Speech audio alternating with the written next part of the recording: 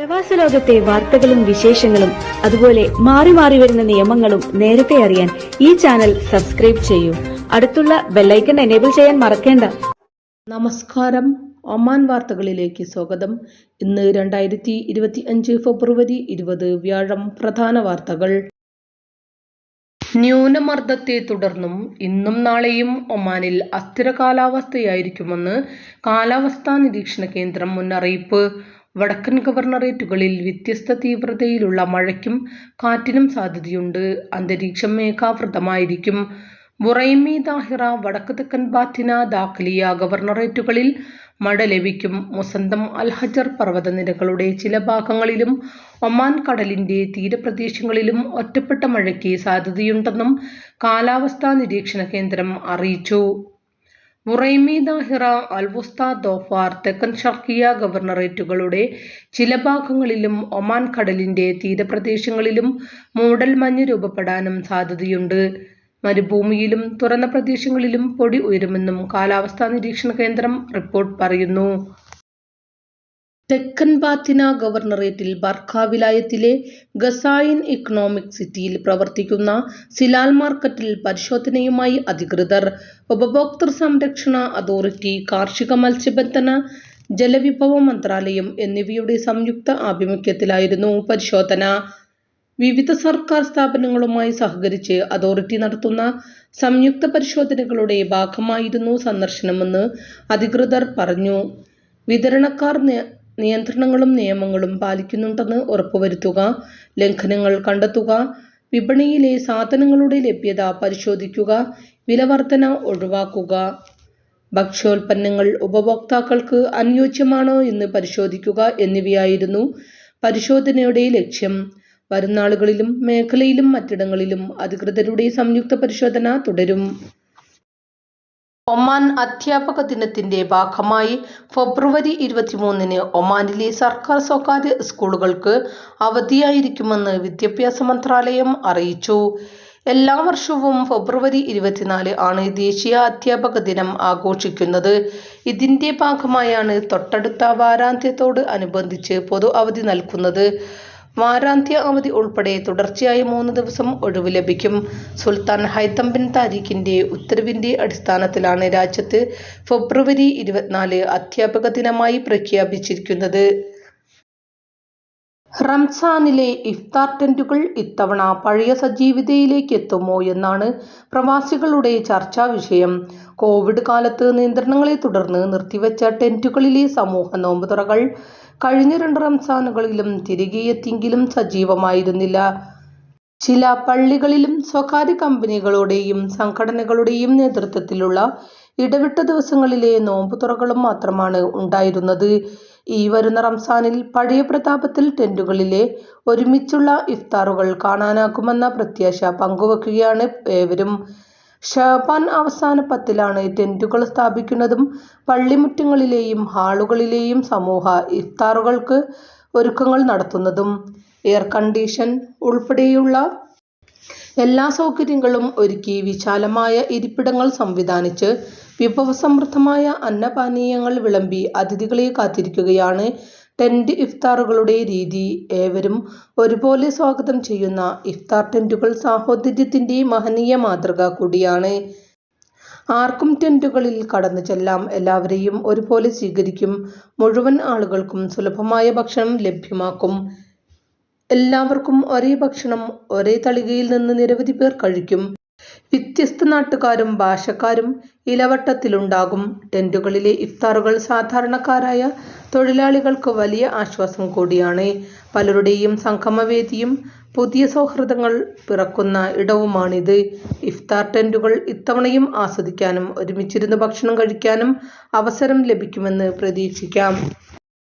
തലസ്ഥാനത്ത് ഗതാഗത നിയമലംഘനങ്ങൾ നടത്തുകയും പൊതുസമാധാനം തകർക്കുന്ന രൂപത്തിൽ വാഹനമോടിക്കുകയും ചെയ്തതിന് 98 വാഹനങ്ങൾ പിടിച്ചെടുത്തു. Traffic directorate general, Muscat governorate police command, Seeb, Qurum എന്നിവിടങ്ങളിലെ സ്പെഷ്യൽ ടാസ്ക് പോലീസ് യൂണിറ്റുകൾ എന്നിവയുമായി ഏകോപിപ്പിച്ചാണ് നടപടികൾ സ്വീകരിച്ചത്. സംഭവത്തിൽ അധികൃതർ തുടർ നടപടികൾ സ്വീകരിച്ചു. ഡിജിറ്റൽ ടാക്സ് സ്റ്റാമ്പ് വഹിക്കാത്ത ശീതളപാനീയങ്ങൾ, എനർജി ഡ്രിങ്കുകൾ, മറ്റ് എക്സൈസ് ഉൽപ്പന്നങ്ങൾ എന്നിവയുടെ ഇറക്കുമതി വിലക്കാൻ ഒമാൻ ടാക്സ് അതോറിറ്റി. ഈ വർഷം ജൂൺ 1 മുതൽ വിലക്ക് പ്രാബല്യത്തിൽ വരും. എന്നാൽ മധുരപാനീയങ്ങൾക്ക് ഈ നിയന്ത്രണമില്ല. രാജ്യത്തിന്റെ എക്സൈസ് നികുതി സമ്പ്രദായത്തിനുള്ളിൽ സുതാര്യതയും അനുസരണവും മെച്ചപ്പെടുത്താൻ ലക്ഷ്യമിട്ടിട്ടുള്ള DDS നടപ്പാക്കൽ പദ്ധതിയുടെ 3ാം ഘട്ടത്തിന്റെ ഭാഗമാണ് ഈ നീക്കം. ഇറക്കുമതിക്കാർ അവരുടെ ഉൽപ്പന്നങ്ങൾ ഈ പുതിയ ആവശ്യകതകൾ പൂർണ്ണമായും പാലിക്കുന്നുണ്ടെന്നും സമയപരിധിക്ക് മുമ്പ് അവരുടെ കയറ്റുമതിയിൽ ആവശ്യമായ DDS ബാധകമാക്കിയിട്ടുണ്ടെന്ന് ഉറപ്പുവരുത്തുന്നതിനും ഒമാൻ ടാക്സ് അതോറിറ്റി ഓർമ്മിപ്പിക്കുന്നു. രാജ്യത്തേക്ക് ഇറക്കുമതി ചെയ്യുന്ന ഇത്തരം ഉൽപ്പന്നങ്ങൾ എക്സൈസ് തീരുവ നിയമം പാലിക്കുന്നുവെന്ന് നിരീക്ഷിക്കാനും ട്രാക്ക് ചെയ്യാനും കണ്ടെത്താനും നികുതി അധികാരികളെ പ്രാപ്തരാക്കുന്നതിന് വേണ്ടിയാണിത്. 2019 മധ്യത്തിലാണ് എക്സൈസ് തീരുവ നിയമം രാജ്യത്ത് പ്രാബല്യത്തിൽ വന്നത്. ഇത് പ്രകാരം ചില ഉൽപ്പന്നങ്ങളിൽ 50 മുതൽ 100% വരെ എക്സൈസ് നികുതി ചുമത്താൻ തുടങ്ങിയിരുന്നു.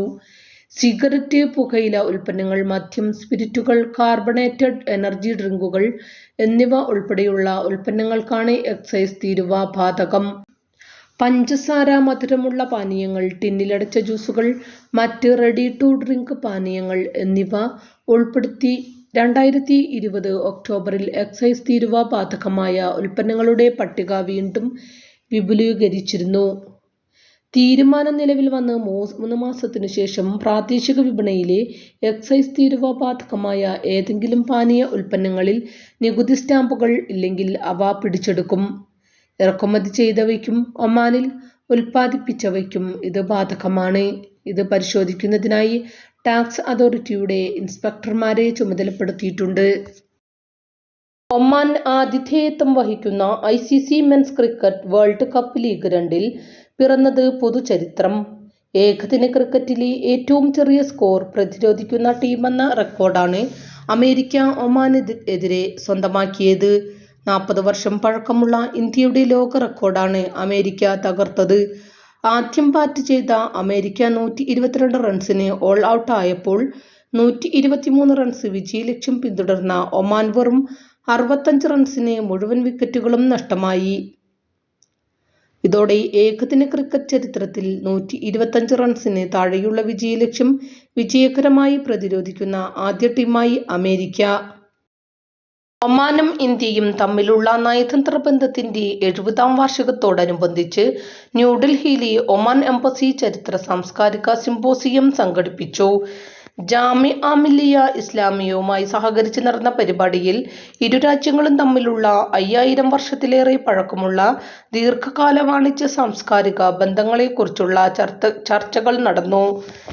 സമുദ്ര വ്യാപാരം സുഗമമാക്കുന്നതിൽ മസ്കത്ത്, സുഹാർ, ഗൽഹാത്ത് എന്നിവയുൾപ്പെടെയുള്ള ഒമാനി തുറമുഖങ്ങളുടെ ചരിത്രപരമായ പങ്ക്, ഭാഷ, കല, വാസ്തുവിദ്യ എന്നിവയിൽ സാംസ്കാരിക വിനിമയങ്ങളുടെ സ്വാധീനം, ഒമാനിൽ ബഹുസ്വരതയും മതസഹിഷ്ണുതയും പ്രോത്സാഹിപ്പിക്കുന്നതിൽ ഇന്ത്യൻ സമൂഹങ്ങളുടെ പങ്ക് എന്നിവ സിംപോസിയം പരിശോധിച്ചു.